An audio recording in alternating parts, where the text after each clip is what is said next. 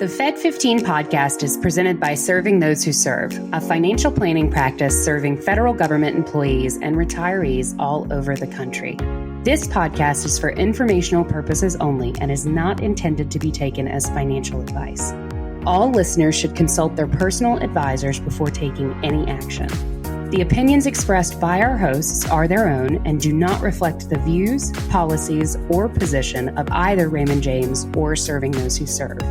Securities are offered through Raymond James Financial Services, Inc., member FINRA SIPC. Investment advisory services are offered through Raymond James Financial Services Advisors, Inc. Serving Those Who Serve is not a registered broker-dealer and is independent of Raymond James Financial Services, Inc. Hi, everybody. Welcome back to this week's episode of the Fed15 podcast presented by Serving Those Who Serve. Each week, we will discuss the latest news and info that feds need to know in 15 minutes or less. So whether you are a seasoned federal employee or whether you're just starting out in your career, Fed15 has got you covered. So grab your coffee, kick back, and we will tell you what you need to know but might have missed in the federal space this week. We're your hosts. I am Katelyn Murray, and I'm joined by the lovely Chelsea English. Hey, how's it going, Katelyn? It's going well. It's going well. You know, we were joking before we started recording. I'm a little bit rusty. It's been a while since I've been on the podcast. I know. It's good to have you back. What have you been up to this summer?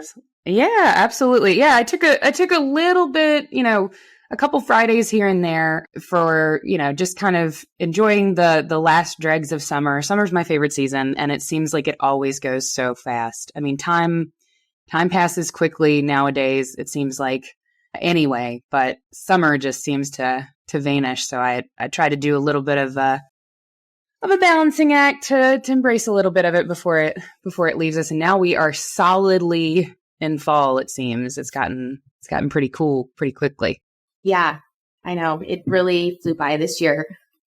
Oh yeah. But, I did my semi-annual trek to the Bath and Body Works last night and picked up they were running some good sales. They always are.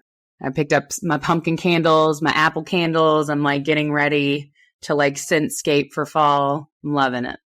Nice. I think, there's a lot we can learn from the seasons and try to appreciate each one. And summer, it's great for getting out there and being active. But I think fall and winter, those colder months, it's also a good reminder for us to slow down a little bit and enjoy some other things. Totally agree. I'm just very bad at it.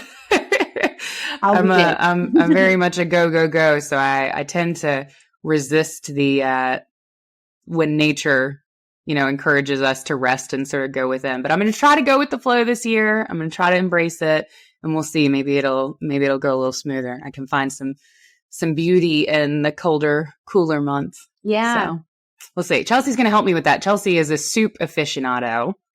And so she's going to give me some of her coziest soup recipes to warm the soul. Yes, I am a soup girl, even in the summer, but they hit the spot even better in the winter, obviously. So I got you covered.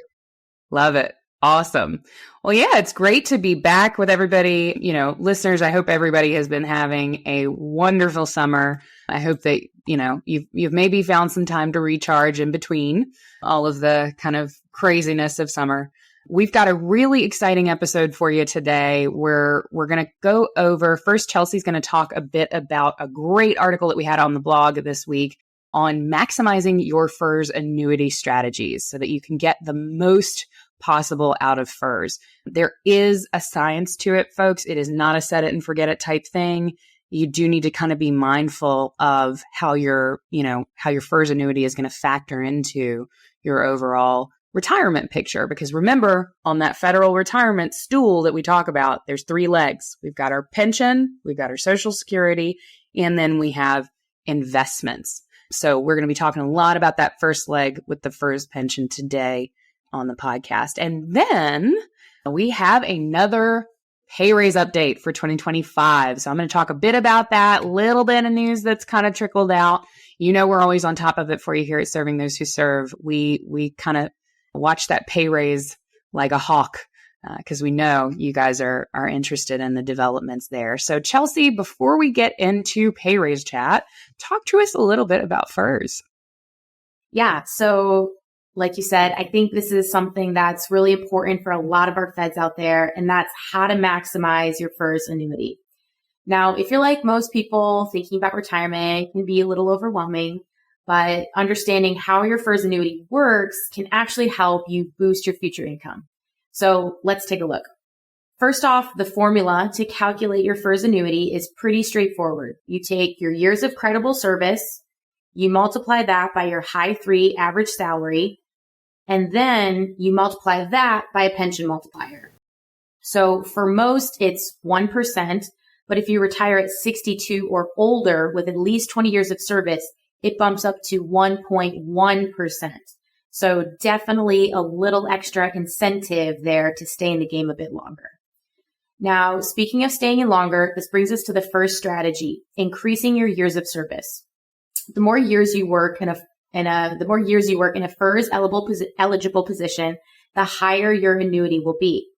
So not only that, but if you've had any military service, you can buy back that time to count towards your retirement. And that's a huge opportunity that a lot of people don't know about. So if that applies to you, it's really worth considering. Next up is increasing your high 3 average salary.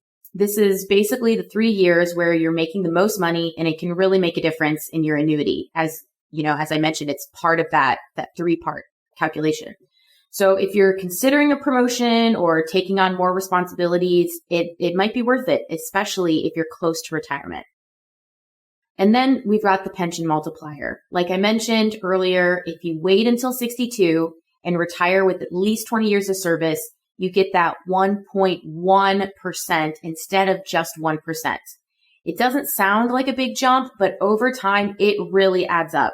So unless there's a specific reason you need to retire earlier, it's definitely worth considering holding out for that extra boost. And of course, we can't forget about your TSP. So contributing as much as you can up to the IRS maximums is crucial because it allows you to boost your retirement savings with tax-deferred growth and take full advantage of any matching contributions from your agency. So in 2024, you can contribute up to $23,000. And if you're 50 or older, you can throw in an extra $7,500 in catch-up contributions. So definitely take advantage of that. And at the end of the day, it's all about making informed decisions, whether it's extending your service or optimizing your salary or timing your retirement just right. So these strategies can really help enhance your retirement income and give you that financial security down the line. And if you're not sure what's best for you, please feel free to reach out to our team here at Serving Those Who Serve. We would love to help you navigate this process. Absolutely. That was a great overview, Chelsea. I think that, a lot of times, we do see and we talk with feds all the time who are kind of, getting a little bit closer to retirement. They're a couple years out, maybe 5 years, maybe less. And because they are relatively senior in their positions, they've been there a long time. They know their job and they're good at their job. And because of that, you get opportunities presented potentially in leadership. And a lot of times, folks will kind of think on that, right? I'm so close to retirement. I don't know that I want to take on more responsibility. I don't know that I want to take on more stress at a time when I'm kind of looking to decrease stress. But it really can be really valuable to potentially, if you feel you're up to it, take that maybe higher responsibility position, maybe a little bit more stress, work in it for 3 years or so, secure that additional, bump up to your high 3, and you get a larger FERS pension out of it. And I think it can be easier sometimes just psychologically, to take on a little bit more responsibility, knowing that there's a little bit of a time limit that you've set your desired retirement date, at least in your head, and hopefully with your financial planner. Absolutely. So really good point there. All right. Well, let's talk a little bit about pay raises, right? I'm sure folks are interested to hear about that. So we, as you know, have been on the pay raise update train. We basically stay on it. We live there. because as soon as we secure one pay raise and it goes into effect, then news drops about the next one. And we're happy to track that for you all. So our last update, there were rumors around a 7.4 increase. There were kind of rumored early on that we were still in a pretty high inflation environment, and we were thinking it might be around 7.4. I remember that was an early number that was kind of tossed out. And typically what we see is a pretty large number gets tossed out, and then it kind of gets whittled down into what is considered reasonable or what's sort of on pace with where inflation is at later in the year. So looking at the increase in January 2025, looks like it's going to be smaller than that initial 7.4 increase. Numbers are tracking around considerably lower, around 2% is what the White House has proposed for federal employees in 2025. Now, there's good news and bad news on that. Of course, the bad news is it's a little bit lower than the adjustments that we've seen lately. In January 2024, we saw a 5.2 increase, and the prior year, we saw a 4.3 increase. So it is lower than what we've kind of been used to. However, we have to keep in mind that for July of 2024, the CPI increase, that's the Consumer Price Index, which is the leading measure of inflation, was only about 2.9%. So even though inflation rates have been well above 3% in the very, very short term, past couple of years, it looks like inflation is coming down. That 2.9% CPI increase in July of this year was the lowest annual growth since March of 2021. So the expectation is that inflation will kind of continue to decrease and that it should align with the Biden administration's 2% raise recommendation. So of course, we want to make sure that feds kind of know a bit about how these increases come down the pipeline. It's not just about presidential suggestions. When we're looking at the kind of life cycle of a pay raise update, we've got presidential selections, and then we're dealing with the Appropriations Committee. All right. So after a federal budget is proposed, the Senate Appropriations Committee has to approve it in order for it to move forward. Now, on August 1st, the Senate Appropriations Committee approved 4 2025 spending bills, and that includes the Financial Services and General Government Appropriations Bill. Now, that is the bill that would allocate about $27.9 billion to covered agencies, and that is including the funding for the federal pay raise. Now, I want to stress the pay raise is not guaranteed yet. After the Senate Appropriations Committee kind of passes that on, Congress has to approve that funding legislation. And as we know, there's contention between GOP members that are seeking spending cuts and Democrats that are opposing those spending cuts. So we have a little bit of tension there surrounding this particular piece of legislation. Now, currently, Congress is in recess until September 9th, and the spending bills that are approved by the Appropriations Committee haven't yet been debated or voted on by Congress. So that's still kind of on the to-do list. Now, Congress has until September 30th to propose a budget for presidential approval. If progress on that is slow, we have alternatives that can be passed. A short-term funding bill or a continuing resolution can be passed to avoid a government shutdown. And I've done it. I've just said the word that kind of sends chills down the spine of every federal government worker. And of course, everybody here at Serving Those Who Serve too. Shutdowns aren't fun for us either. But the likelihood of a shutdown, a lot of people are wary of a shutdown near an election. The Freedom Caucus is pushing for the SAVE Act to prevent non-citizens from voting as a condition for supporting government funding. And that's causing a lot of turbulence around getting this spending bill passed through. Could potentially lead to a government shutdown. As you know, the team here at Serving Those Who Serve, Dan Sipe's not with us on today's episode, but don't make Dan pull out his black shirt. He is very much, and as all of us are, very much opposed to a government shutdown. The SAVE Act has passed the Republican-controlled House, but it has stalled in the Democratic majority Senate, and its inclusion in funding legislation could provoke that shutdown that we're looking for. So if a continuing resolution is passed, this is going to delay the appropriations discussion until January of 2025. So this would delay that pay raise. And of course, during a shutdown, if we do end up having that sort of an outcome, raises and other payments are postponed until that budget can be finalized.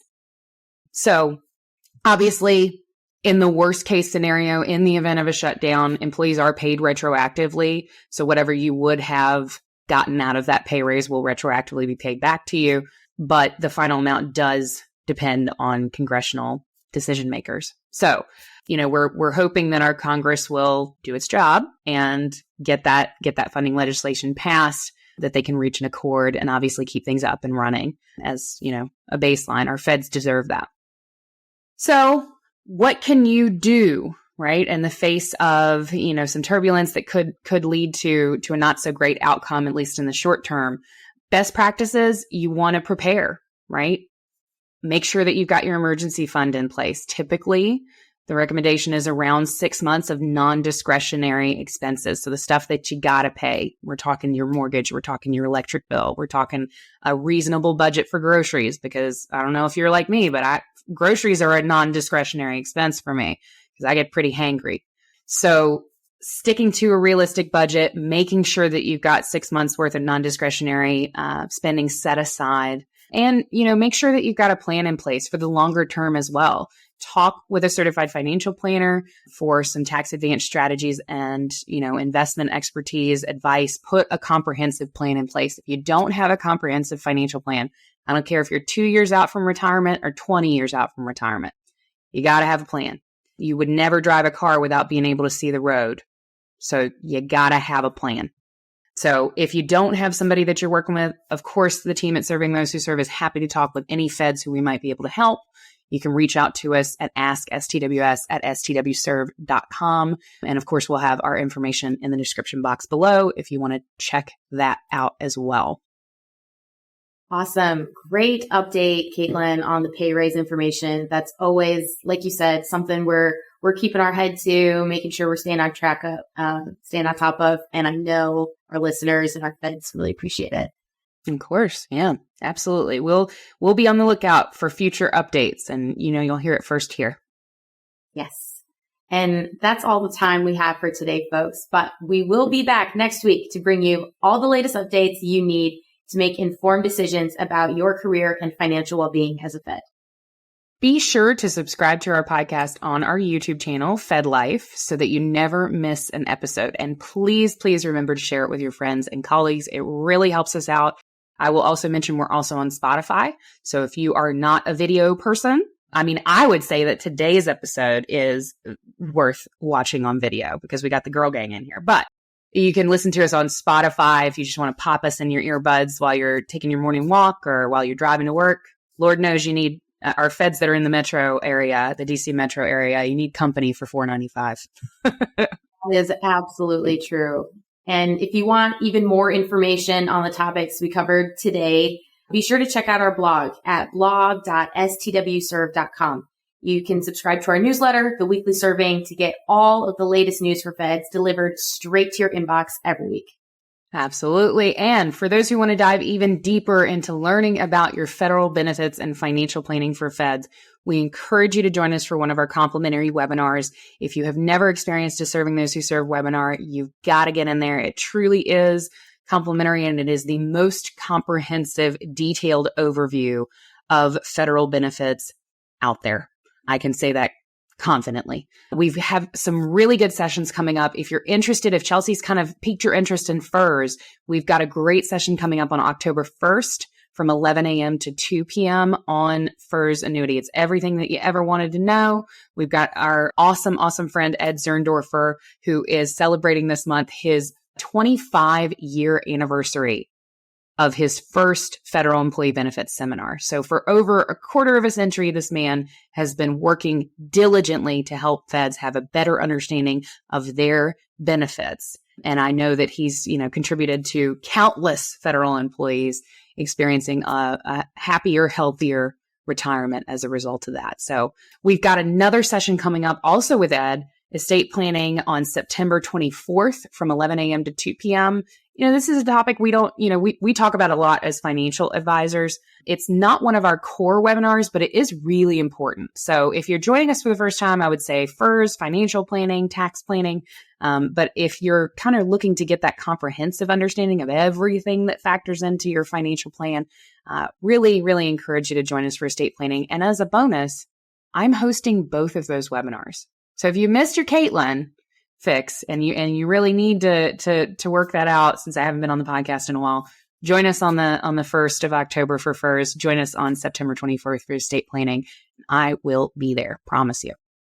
Now, of course, if you prefer a one-on-one approach, reach out to our team directly for a financial planning consultation. We'll be happy to talk with you. Again, that email is askstws@stwserve.com, folks. Thank you so much for listening to the Fed15. I'm Chelsea English. And I'm Katelyn Murray. And we'll see you next week. See you there.